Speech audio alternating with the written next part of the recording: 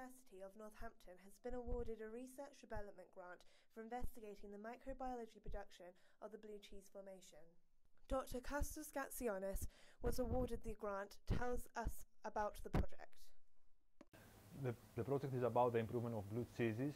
What happens is that there is some microflora which is added by the producer in the milk, and there are some other microorganisms which are not added by the producer and they are not controlled by the producer.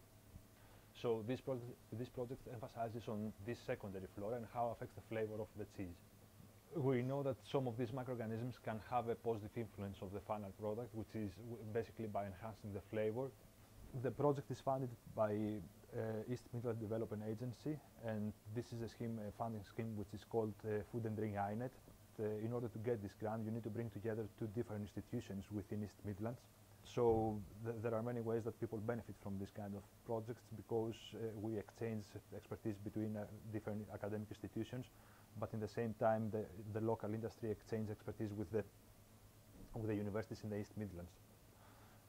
The funding is £49,000, which is the contribution that the Food and Drink INET offers. The benefits for the local industry are many, because hopefully we're going to be able to help the producers to standardize the quality of the product. The final consumer is going to be huge, because we're hoping to improve the flavor of the cheeses, and maybe in future we might have new varieties of better tasting cheeses.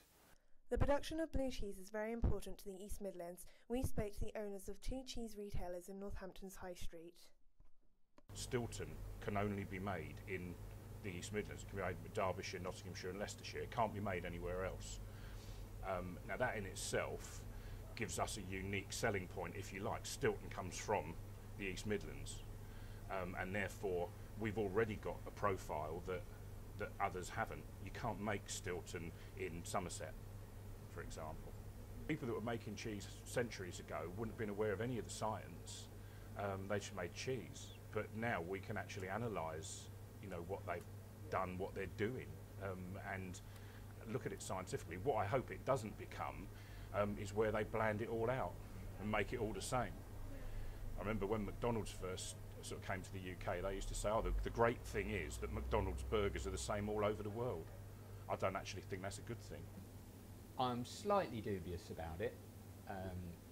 My major concern is that it doesn't result in cheese being homogenised. Yeah, blue cheeses are very popular.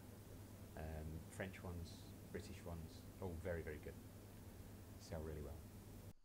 Once the research is carried out and pitched to manufacturers for production, it will be down to the public to decide whether the blue cheese's future is more tasty. This is Rochelle Lai reporting for Unique TV.